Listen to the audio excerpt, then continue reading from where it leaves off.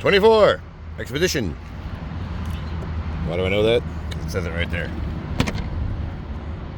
Can you see that? Expedition. Glove box for the cabin filter. Now, see the notches? See the flat side? That's where it stops. That's when you pull out. But before you do that, you got these little guys that open and close on you, you see? They lock it in place, you see? So with your handy dandy tools, push them back out, and there you go. It'll sit right where it has to come out, pull her out, and there you are. We have a cabin filter. How do you do it? Again, use your tools. All right. Outward, outward.